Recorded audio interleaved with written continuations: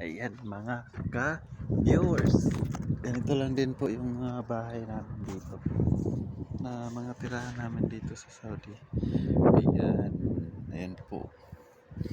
Parang ano lang din, parang nasa ano lang din po, sa Maynila.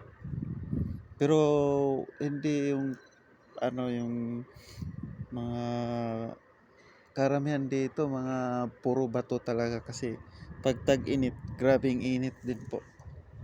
Kaya ayan, yan yung mga ganito yung mga tirahan namin dito sa Saudi. Ito, mga bato-bato.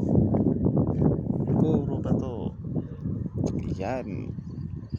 Ayan lang po at maraming salamat. Ayan, dito sa taas. Ayan.